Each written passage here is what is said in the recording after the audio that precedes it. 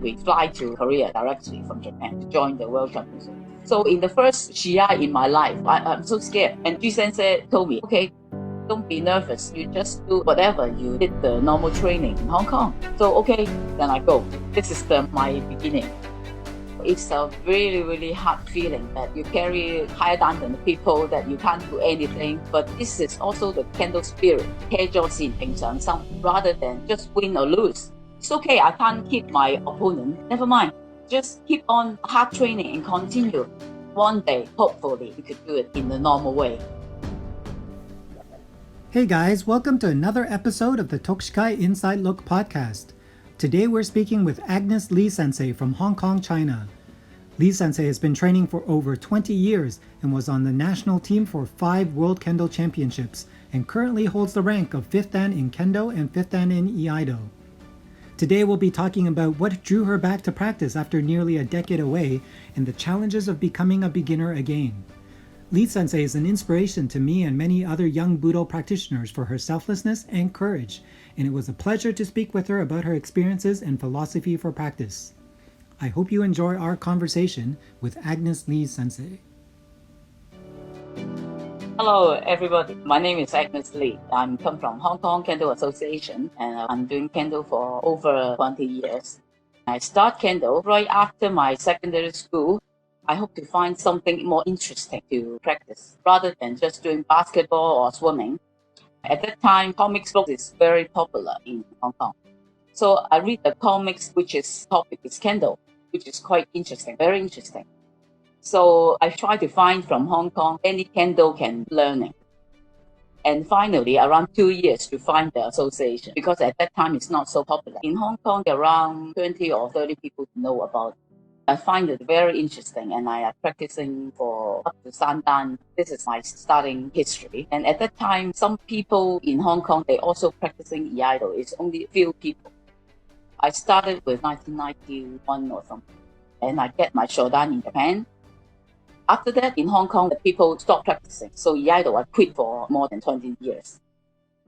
And then after a certain time, the chairman of Hong Kong Association asked me to restart the Iaido club.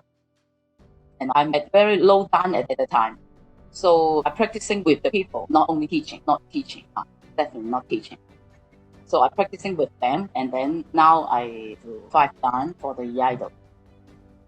For Kendo, I restarted on the year of 2000. I restarted Kendo again. I've been quit for more than 8 years because I went to diving instructor.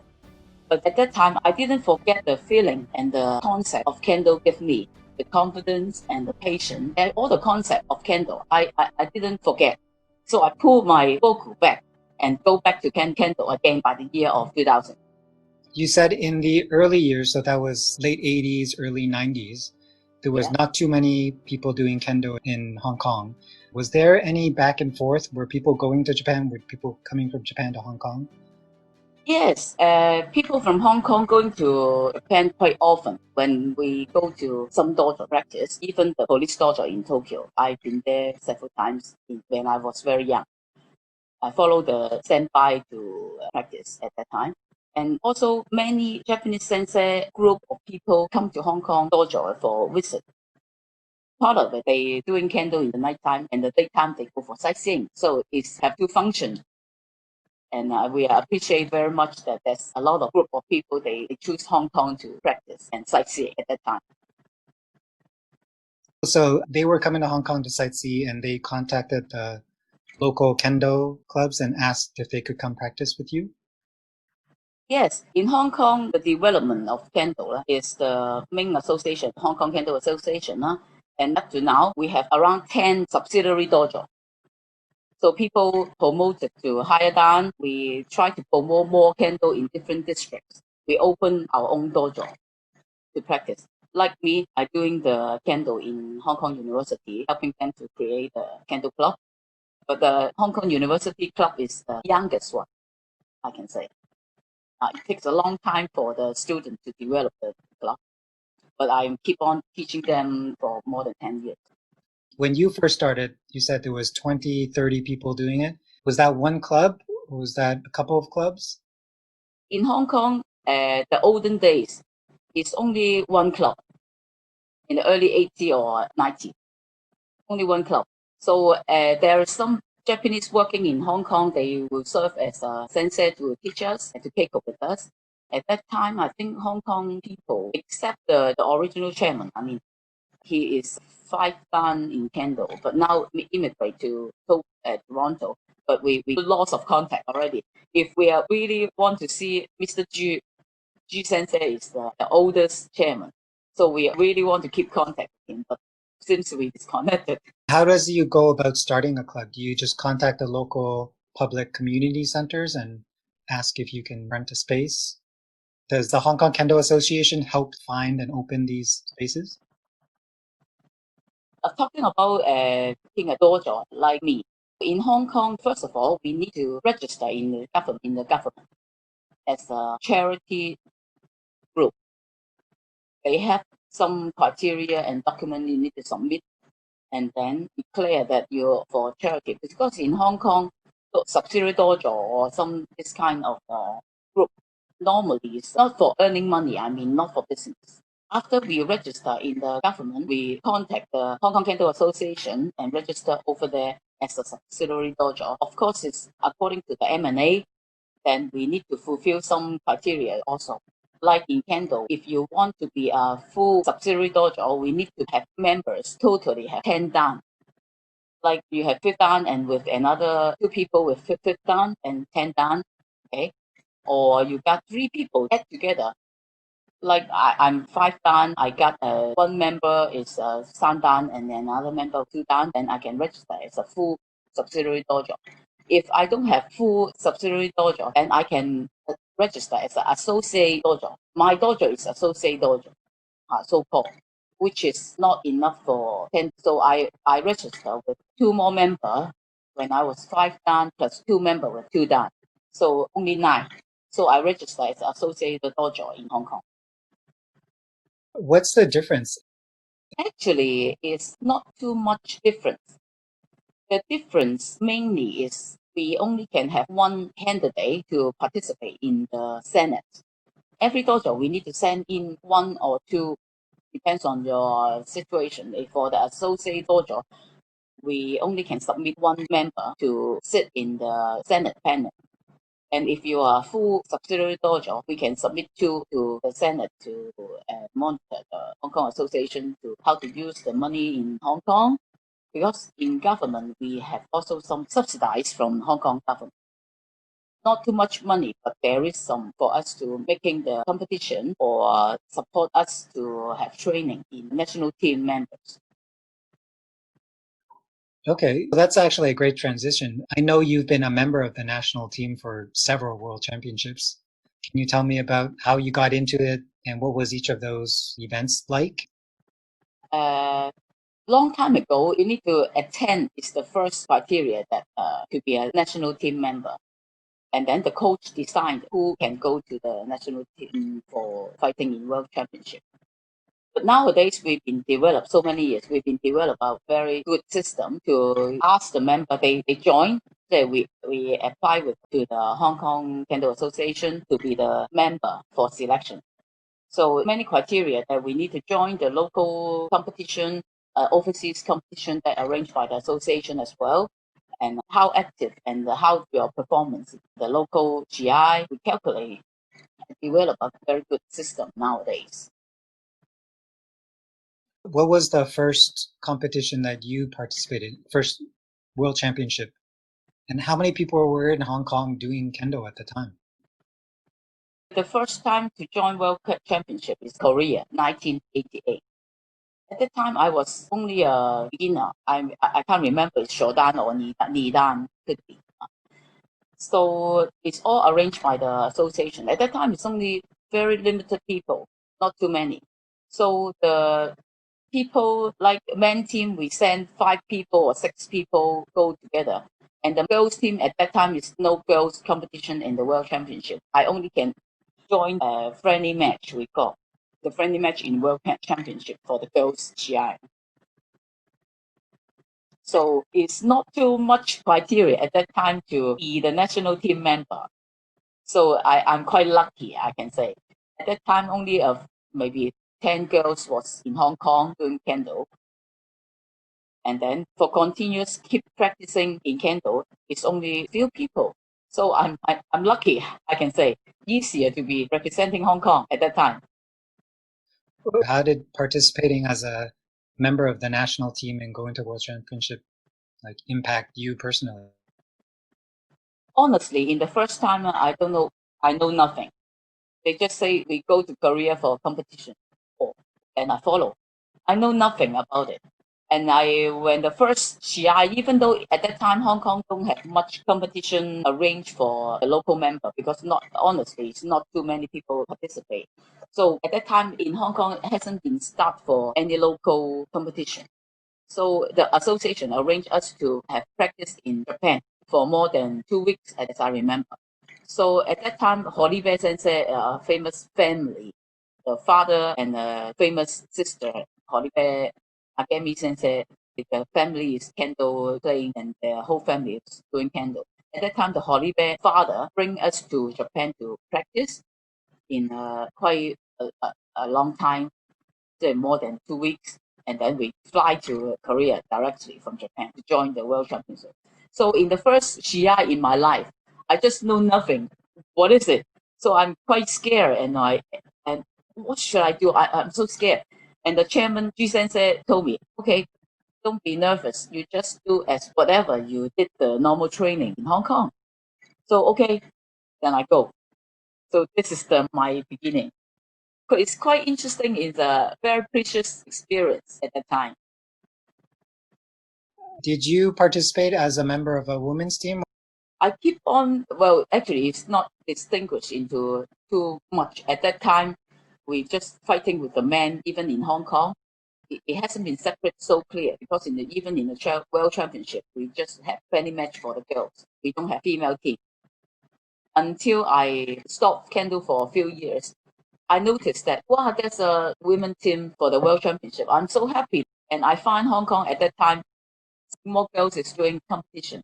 So I told myself, yes, I must come back and I hope to participate in the girls team again. So I restart the Kendo again. I joined all normal Keiko and national team training at that time. I've been doing Kendo, I think 5 or 7 times a week, almost every day. So pretty hard at that time. It continues more than 10 years until Novera, Italy won. After the Italy, I retired for the World Kendo Championship because I was getting old and I find my physical it cannot fulfill the national team hard training. So it's time to have more chance for the young people, young girls and young people to participate and have more training on that. Could you recap? You participated in 5 championships. What was the year and the location? 1988, Yeah. Korea. 1991, Toronto. I participate in Taiwan. I remember Glasgow, 2003, I guess, and then 2006 for Taipei, and 2009 I didn't go to Brazil, and again the last one is the Italy, 2012 or 11. I stopped Kendo after the 1991, after Toronto World Kendo Championship. I just came back for a while, and then I was attracted by the diving, so I quit. Seems I like, I think diving is more fun. Well, yeah, why not a try? Then it took me stop Kendo for a few years. But for the diving, I find that it's only for fun. It's not a kind of training. In my mind, the concept is totally different. The spirit is totally different. So I remember the spirit of Kendo. And also together with the girls team already can fight in the World Championship. So I decided to come back. So that's actually very rare and very hard for people to leave for so long a time and come back because they feel like, oh, I was good and I was getting there and now I'm back to restart and have to remember everything. Could you tell me about the month leading up to you starting again? What were the things that were going through your head as you were thinking, maybe I will, maybe I won't. Okay, I'll just try it. What was going through your head? Actually, I bring my boku and go to the dojo for several times.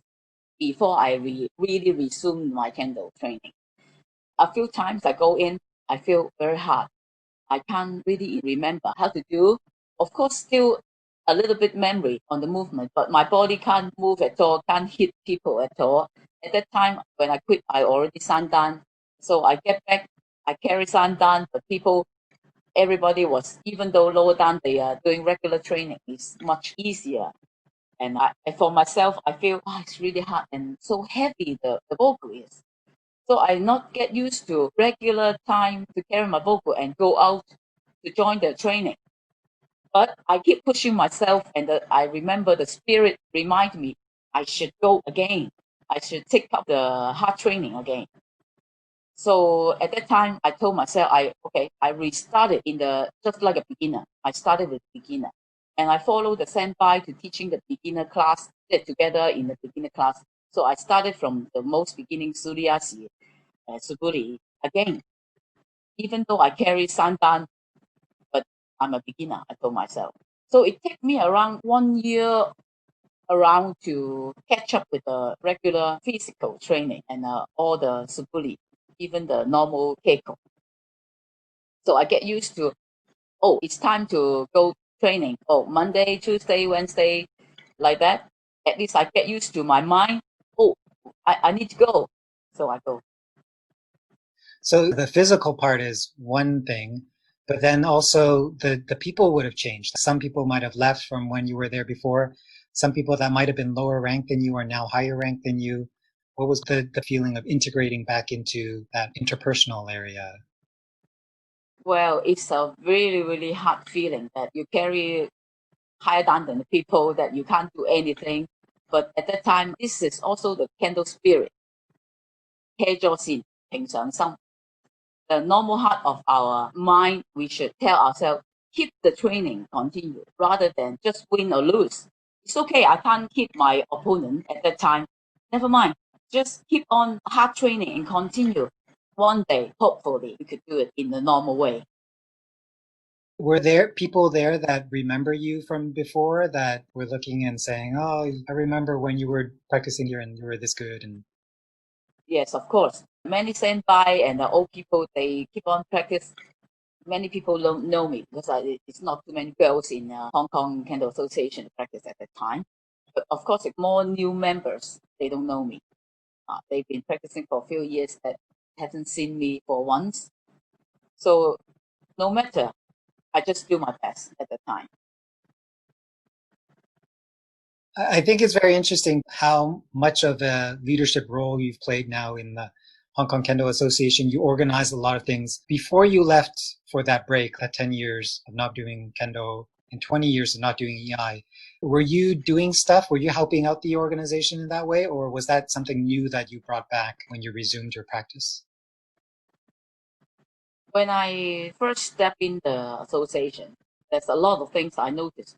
It's a big difference from the time when I left. First obvious is people in Hong Kong, people, we not all of us can speak Japanese, the Japanese terms of practice even. I find everybody speak good Japanese, more Japanese that they can speak. So other than resuming Kendo, I also, I need to go to school for the Japanese. So at that time, I also start the Japanese learning for 1 year. I go to school in the evening. People learn more terms of Japanese speaking. And secondly, of course, many people been promoted. They keep on practice during these few years. They promoted to 5 dan, young dan, 5 dan at that time. Even the young generation, the new people I didn't know, they also doing already 2 dan, 3 dan with good technique at that time. And also for the association, the development at the local CI been developed very good. There's many already local competition arranged for inter-dojo or the individual matches. Cooperate with government and also some subsidiary dojo already developed at the time. So I find, this is good. I should come back and supporting something I like. What was the first thing that you started helping out with when you came back? As I say, I carry sandan, but I'm a beginner. So I'm helping the senpai to be an assistant coach, I can say, assistant coach to teach some beginner, very beginner class. So I can practice at the same time. even in some classes, cooperate with the government, we promoting Kendo. So I joined as an assistant coach, let's say. So I practice with the candidate, the new beginner, and I also helping them teaching. I remember in my mind is PI. I have a good PI at that time because this is the most easy part that I can do, right? I can't fight really, really good, but I still can do a lot of technique. I remember I try to resume, get it back. But I can help the spirit and also many courtesy in the beginner classes. So I both I can do it in the same time. I help out in that way. How long did it take you to get back into national team shape, being able to be strong enough to feel confident in representing Hong Kong? Actually, everything was doing in the same time. I can tell. I joined the hard training, the national team training at that time also. So everything parallel and doing at the same time. Resume my technique from the very beginning. Of course, I've been doing it faster than a normal beginner. I still have some memory in my mind. It takes me about, I think, 1 year when I started again. 1 year. And then I totally get into the hard training with the national team at the time. So I take my opportunity to go to Glasgow. So I should do my best again. So at the time, about 1 year, I guess. And at that time, they already had a separate women's division. Yeah, we have in the World Championship already have girls team, girls competition in the World Championship. So it's a good opportunity. Actually, that's the first time I participate in the Hong Kong girls team. Okay, so you came back and now you're at one of the top levels, at least in Hong Kong. And you had some kind of injury somewhere there that impacted your training again? Yes, it's been a long time. I get an injury on my knee during skiing in Canada. So after that, I been doing a minor surgery on it, and I just resume my Keiko, my training, very soon, as long as I can walk. So that's why after that, I feel a little bit burdened because the knee is keep pain. Even though I still young, I can stand for some training, but it's really, really hurt. So it attract me to the diving, which is less bit painful over there, this kind of activities. So I've been stopped for this reason as well. After my injury, during my Keiko and my hard training, of course it was really pain. It's a hard time for me. But I told myself, when I saw some people, they losing their leg, they just using a force limb to practice, they can do it. Why not I can't? Everybody was pain during practice. We got injured. Everybody, I can tell. Why only you yourself will want to give up? This has always come up to my mind that to support my strong heart, strong mind, keep on my cake, keep on my practice. I think it's very important that everybody has to learn. Some students, they just get their hand, oh, I was abscess here. I feel pain, so I need to stop for 2 weeks. I need to wait for recover. But I'll tell him, it's just a minor. Of course, you need to get it recover. But this is a good training when you're doing your keiko because of you're holding your shinai too hard. If you keep it on, don't stop your keiko, you know what on that point is really painful. So I need to relax. And then you will change your bad habit by this kind of injury. Okay. Tell me about how you restarted Iaido and what was that like? When I was 19, early 80 or early 90, I was starting Kendo and Iaido in the same time. I get my shodan in Japan, but I stopped it for more than 20 years. So in Hong Kong, there's few people we started to practicing Iaido. At that time, actually, I'm not really like Iaido too much because honestly, Iaido, the Japanese sword, I have some misunderstood on the olden days. We can say that the Japanese sword killed a lot of Chinese. This is one of the what's that called? It's the point I can't break through at that time. So I learned, but I'm in my heart, it's not really I like it. But once one sensei has told me, as drawing the katana is not for killing, it's for protecting ourselves. So it make my point get loose on it. Oh, actually, it's protecting. The concept is put a little bit different. So even nowadays, I doing my Iaido, I continue with my Iaido. It's not for healing spirit. It's for making ourselves strong, making my heart strong by use of the katana, rather than just want to win the point, killing people in this kind of spirit. It's so different. I try to learn Iaido parallel and more understanding to help my kendo. It actually helps, especially like you're holding your shinai, how to hold your shinai, how to swing your shinai, the way of cutting. It helps a lot for me to understand and improve my kendo. Was that something you realized on your own and you decided you want to start doing Iaido again? Or was it something someone told you and said, hey, I think your kendo is getting pretty good. If you did some Iai, it would help? No, actually, no. When I was doing a lot of hard training in kendo, especially in the national team at that period of time, the chairman asked me to take care of the Iaido club. So I said, I was very low down. How can I take care of the Iaido club? I can't teach. I was only Jordan at that time. But he said, well, I want to develop the Iaido club in Hong Kong. So you go and try your best. So at the time, I restart my practice on Iaido. And I try to get someone better technique than me. There is some Japanese in Hong Kong at the time.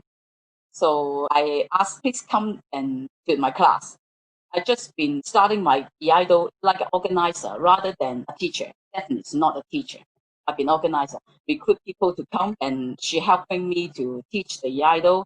And I was also at the same time parallel to practice to get my done in Japan at that time, only in Japan. So I practicing the sensei I find in Japan. So they teaching me, try to get me into the exam and get it done slowly, slowly, slowly. It's more than 10 years I take care of the club. So start from Ni Dan up to 5 Dan, 5 Dan now, take around 10 years. How did you find your sensei? Well, actually, at that time, I call senpai, the girls in she doing Iaido. Not too many Japanese in Hong Kong doing Iaido. So the girls practicing Iaido, which is really good basic and good work. I asked her to practicing with me and showing her technique to us. Uh, it's not exactly the sensei. So we develop the club slowly, slowly, slowly until I can. And I've been working very hard. I go to fly to Japan quite frequently, and I find I'm lucky to have a good sensei in Mitsubishi Dojo, which is called Kamoto Sensei. It's Nanadan in Dojo. So he teach me a lot and very correct way. So he teach me how to bring the technique to my member as well. I never say I am the sensei of a club or I am the sensei in Hong Kong for the Iaido. I always say I'm just the organizer and I'm practicing together with all members in Hong Kong.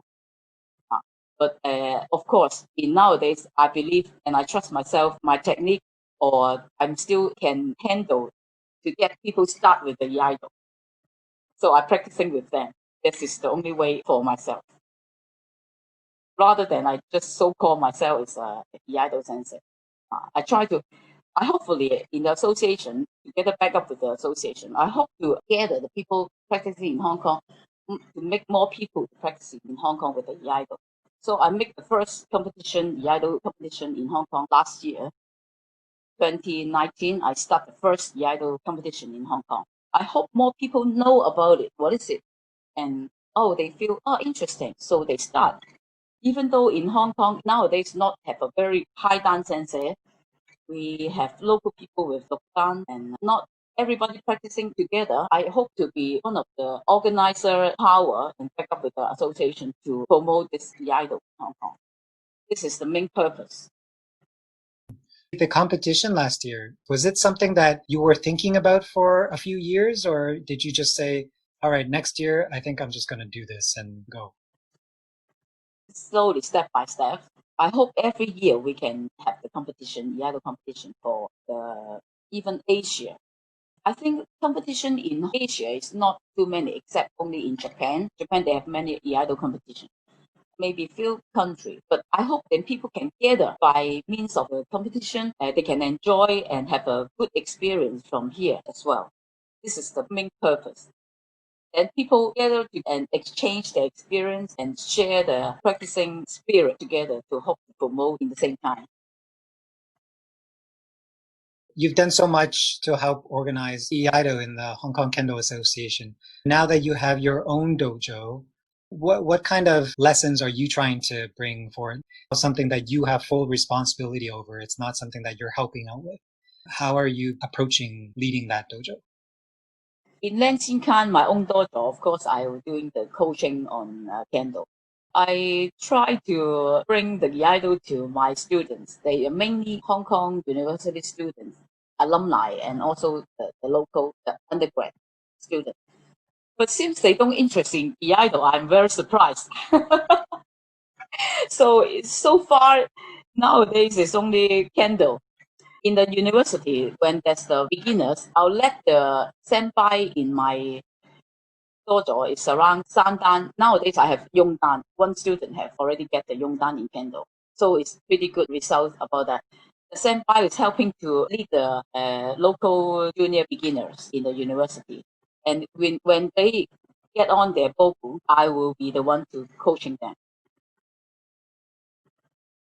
I believe in the very beginning, the beginner, they start Kendo, it's not, they didn't really understand the deep concept, the core of the Kendo yet. They just enjoy gathering and enjoy look like, wow, it's cool for Kendo. So keeping people to going, continue to practice is the most main purpose, rather than just when I teach the beginner, we teaching a lot of hard technique or how to just without the technique to doing the competition. I'm not too agree with this. So I think keeping big number of people first, let them create the interest on their own, and then they will find step by step on the funny point how Kendo going and how slowly to understand Kendo is a hard training that we need to keep up our spirit, training our mind to do the training. Because when they step on for like wearing the boku, they find that this is the most difficult time they pass through. Because when you put on your boku, you need to get hit. That is the worst part of beginner. Because when you're a beginner, you only can hit people. When people hit you, you find, oh, it was hurt. It really hurt. So at that time, they just quit quickly. Even though they put on their boku, easily to just quit quickly. So how to bring their interest continue with the strong mind? This is most important, I think, in everywhere in the Kendo. So you decided to retire so you can spend more time developing yourself and developing the organization. What is it that you hope to do with this in the next few years and going on? My full-time job is actually laboratory technologist. I work in a hospital. So it's tough day that you need to shift duty, and then I need to fulfill all my free time to practice. I can say my normal life is very less, even though my sleeping time is less. So I decided to quit my job around 2 years ago. I have more relaxed time, especially my physical is getting low. I'm not a young girl. Uh, my physical is getting down. So I decided to quit my full-time job and do more work on doing my Kendo. I keep on my diving as an instructor as well to enjoy my life, to go diving trip or practicing in Japan, Keiko, Iaido, and Kendo. Actually, when I come back to the association on 2000 year, I already helping a lot in the association. Whatever part I can do, I help. And recently, 10 years, more than 10 years, I've been the executive committee member in the association, helping a lot of planning and a lot of supporting work, deal with the government, a lot of these decisions. I'm also involved. So nowadays, I have more free time. Whatever the development the chairman want me to do, I'll go again. I'm sure that this kind of pattern will continue in the future. I see how much Renshinkan and HKU has grown and how close the members seem to be. So definitely the more you can do to help the Hong Kong Kendo and Iaido groups would be great. If you need anything, you just let me know. Okay, 唔該晒。希望 helpful 啦，唔好肉酸就講得。Okay, thank you. Bye-bye. Oh, bye-bye. Hey guys, I hope you enjoyed that episode because we have a lot more exciting interviews and resources to help you explore the world of martial arts. To get the latest on what we're up to at Tokuskai Canada, subscribe to our newsletter at subscribe.tokuskai.ca and find us on Facebook and Instagram at tokuskai.canada. Until next time, thanks for listening. 不過唔辛苦亦都唔好玩，簡單啲講嚇，唔辛苦亦都 achieve 唔到啲嘢，太容易 finish 個 game over，no fun，right？ 所以 Kendo and Iaido 咁好玩嘅地方就係我相信係呢個係其中一個 point。希望大家能夠所有人都慢慢逐步咁樣去翻去嗰邊。咁我講中文啊？你是但啦，如果你覺得可以講到英文，可能就講英文。咁如果你講英文冇咁好嘅，我講唔到咁多嘅。試下睇下點。我自己啲廣東話都唔係好正噶嘛，咁可能我要用英文去問你，咁你用廣東話答都得。